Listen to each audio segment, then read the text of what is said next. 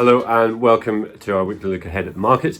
And coming up this week is the Blockbuster central bank week ahead of the Christmas break. So we have the Federal Reserve, the European Central Bank, the Bank of England and the Swiss National Bank as well.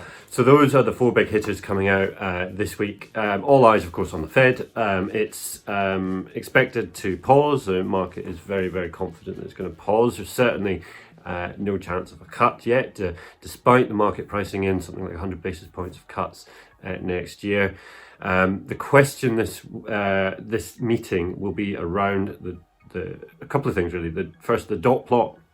Do market participants, FOMC policymakers, do they bring in the dot plot more in line with the reality, which is that they're not really going to 5.6, they're sticking around that 5.1 level. Is that kind of where we're at now, or do they stick to their guns in terms of the dots? Do they still signal that there's another hike to come, or do we think that the barrier to further hike is just too high to clear? I think probably the latter. Also, does the statement from the Fed and the subsequent press conference with Jay Powell, do they push back against the market narrative right now? Now, we did hear Jay Powell in that fireside chat recently attempt to push back a little bit against the market pricing and aggressive rate cuts next year. I think probably we're going to hear a bit more of that. The Fed doesn't really want the market to price in too many cuts yet. It's probably going to keep it on that higher for longer message until the last moment, until the last possible moment, and so that might be later next year. But it doesn't want to signify too much, but at the same time, it doesn't want to start seeing bonds selling off aggressively just yet. So there's a lot of permutations here, but really looking at those two sort of outlooks. Is it pushing against the narrative, or is it kind of leaning into it a bit? And then also looking at the dot plots as well. The ECB, again, likely to pause. Once again, really, the market's pricing in something like 150 basis points of cuts next year. Does the ECB attempt to push back against that? The communication's a bit more mixed with the ECB. It's not quite the same sort of communication channels that we have with the Fed. Individual central bank bosses from various countries have different views on these things. I think the idea that the ECB is going to be cutting early next year is a bit of a science fiction, but they nonetheless won't want to signal that there's further hikes. I think hiking is done there.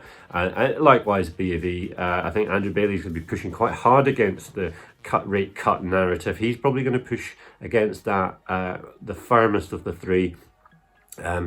Just because inflation just remains too high in the UK. It's still significantly higher than the euro area, which is down to 2.4%. The US has a CPI inflation print coming up this week, so keep your eyes on that. That's on the Tuesday ahead of the Fed decision on the Wednesday, so that will be important. It's US inflation is running more like 3%, 3 to 4% between the headline and the core numbers. We think maybe inflation might pick up early 2024, and that could be a headache for the market, for that narrative, for the bulls really chasing the Fed cut, the rate cuts into early next year, because if you get a pickup in inflation, then that will push back, that will allow the central banks to remain pretty confident that they're at the right level. And as far as the labour market goes, well, we've seen that although maybe there's hints here and there of cooling or cracking or whatever, it's still not exactly at the sort of level at which the Fed will be panicking into cutting anytime soon.